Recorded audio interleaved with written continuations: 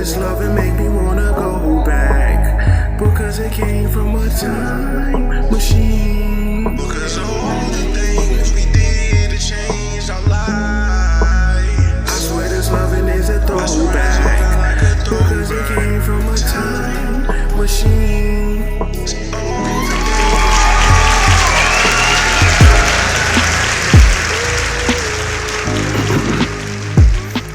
YouTube, what up? Yeah, before we get into this, y'all need to hit that like. Y'all need to subscribe. You know what I'm saying?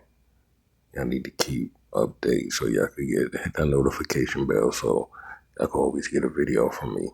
But this is No Other Way TV. We got Wack 100 on Suge Knight Ass. We got Larry Hoover is not a snitch, and 1090 Jig might have some money on his head. But without further ado, let's get into this video. Okay. Follow the Queen, R_ANN_B. Follow the Queen at RNB, R_ANN_B. Also, my media team, Clubhouse TV, Ray Gives TV, Clubhouse Shenanigans, The Answer. Y'all want it first. Y'all want to know where it come from. That good old Clubhouse content. I got Rayj coming on later on Clubhouse to spill the beans some more. And I've been telling y'all all this punk shit about Suge, but y'all didn't want to believe me. Y'all didn't want to believe old Wack. Now the dudes is getting mad and they coming out letting it be known. I told y'all. Parquet butter, I told y'all about that. We told y'all about all kind of things. I told y'all why he got the 28. Because of those phones, and they was gonna take his daddy and sister and niece to jail because of what he had them doing on them phones. I told y'all about all these things. Told y'all but no gun nails, a walkie-talkie. I told y'all the only reason why Suge doing 28 because he was scared to take a fade. I told y'all all these things, but y'all didn't want to believe old Wack 100. But the minute these dudes get mad, they want to tell y'all the truth. They like, oh, did you hear? Shout out to my man Tata, Dago, Emerald Hills.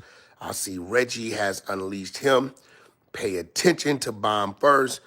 I have convinced Reggie to hold a few things in hopes that Mr. Knight go sits his ass down somewhere and leave this man alone. You know what we know. You know the things you've discussed with Mr. Wright. And you've already took some losses.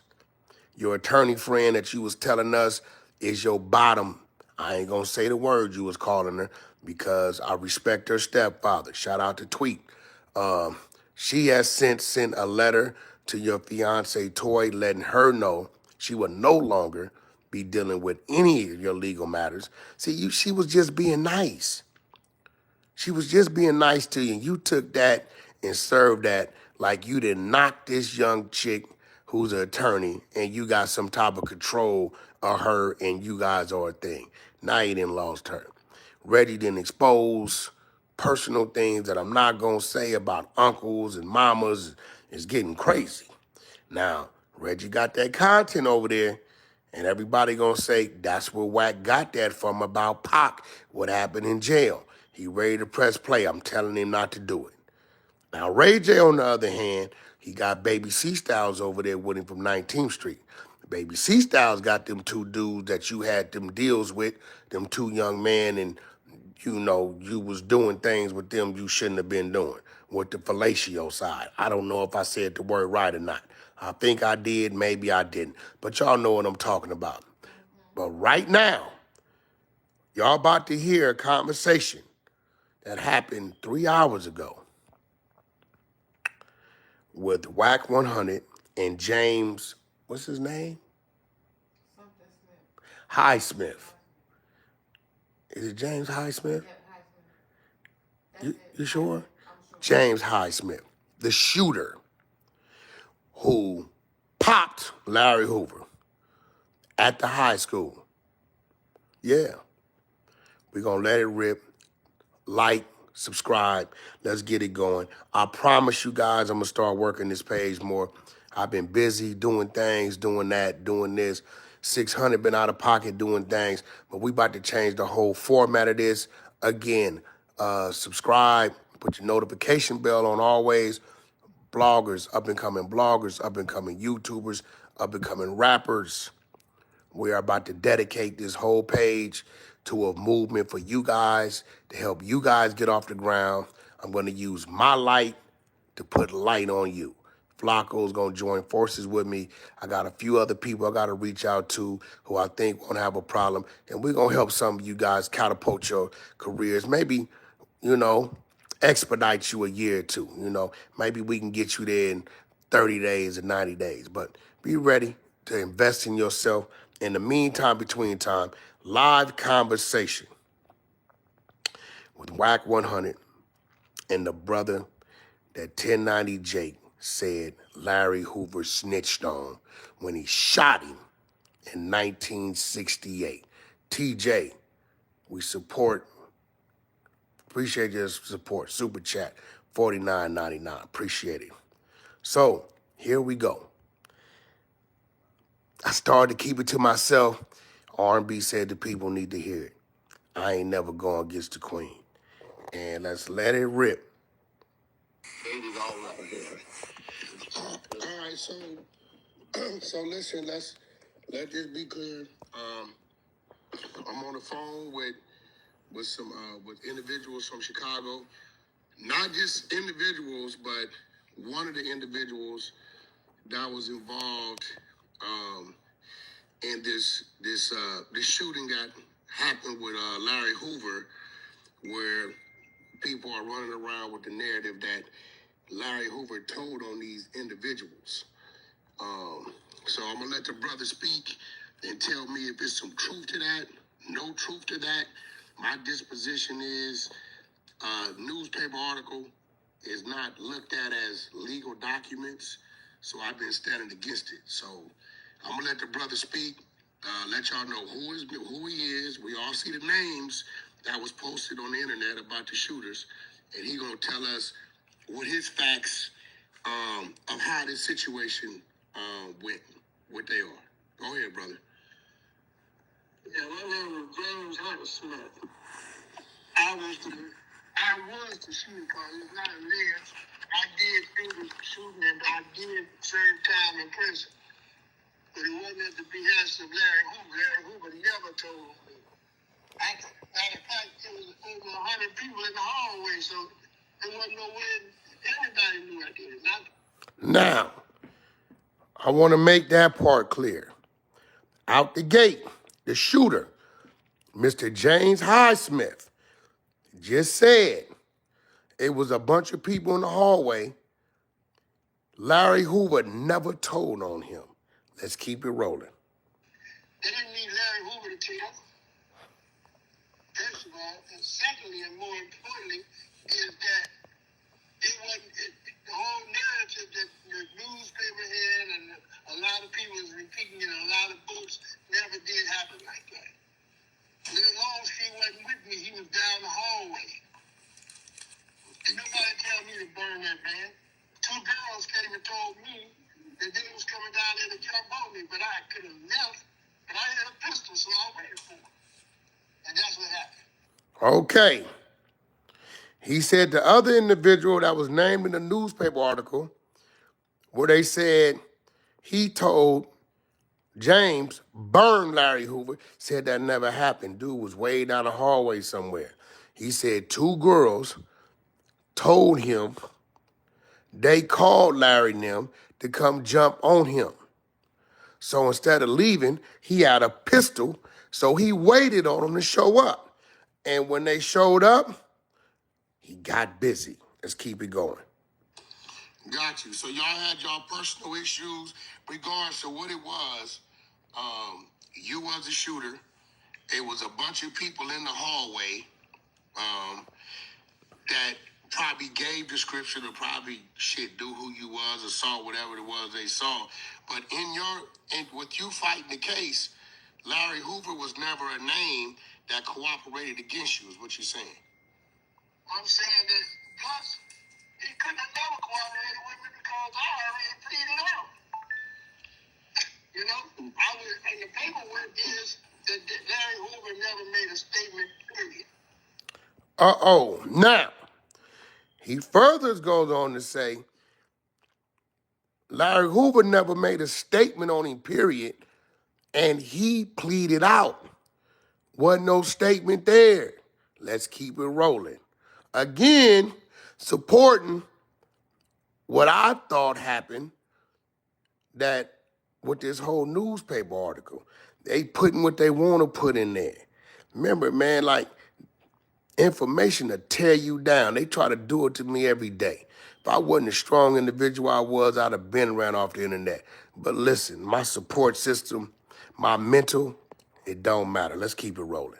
That's what your paperwork read. My paperwork wasn't no statement made by Larry Hoover, so it wasn't no paperwork period. Got you. Got you.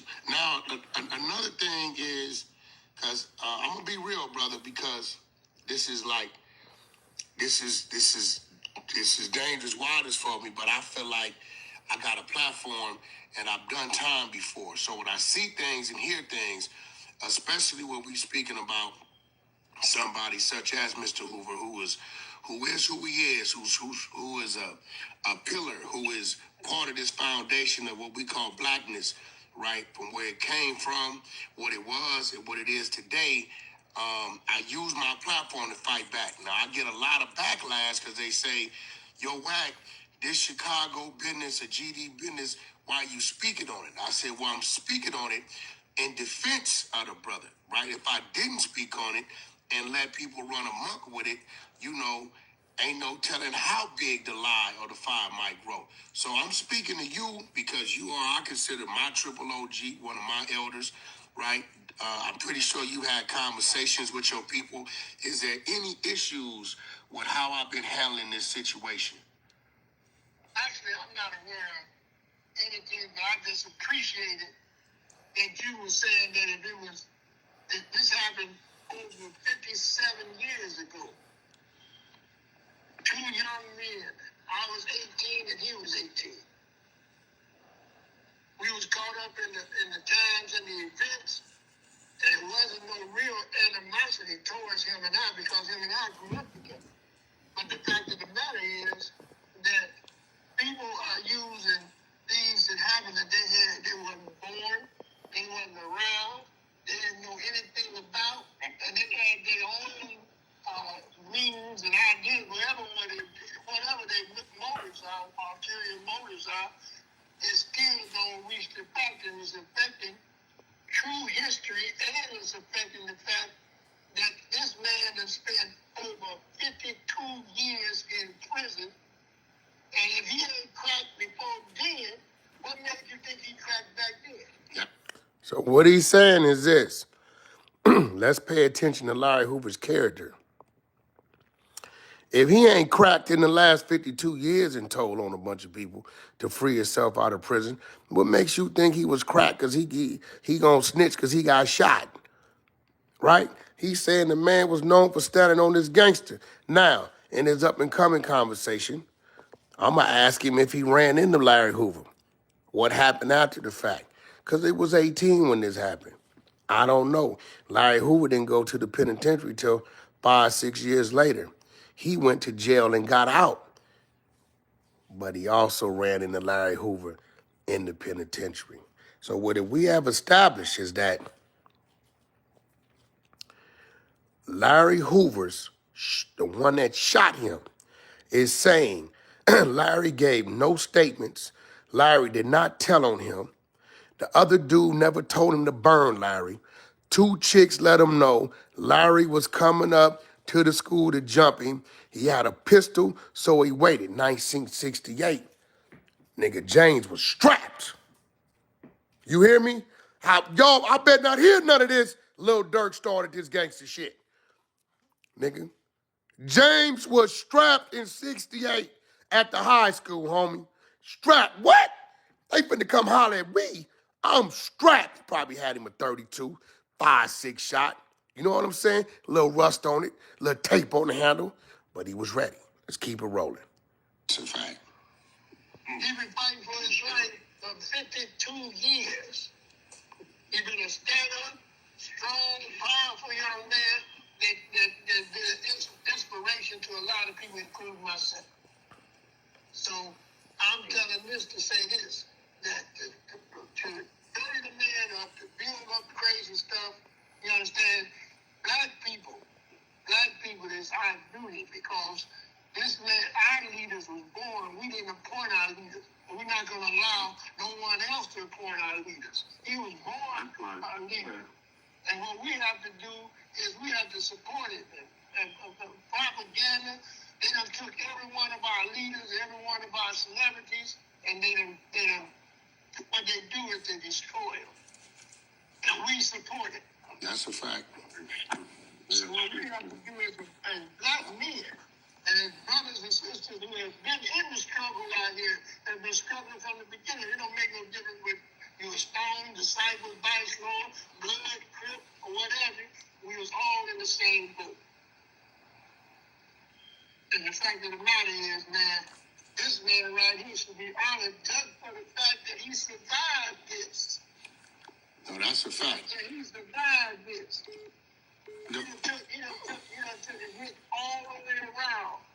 I mean, losing, wasn't around for his mother's death, wasn't around for his brother's death, wasn't around to raise his children. And you gonna tell me that we as a people, I wouldn't give a damn what it is. He earns his space in history as one of the strongest brothers in Chicago. Now, once again, shout out to Hip Hop Council, 1999 Super Chat. Shout out to my man TJ, 49.99 Super Chat. It's one more y'all out there. I missed you, but I'm going to find you. I'm going to give you a shout out. So now, he's pretty much saying Larry Hoover should be commended, honored, and respected for his struggle and the things he's done for the city of Chicago and by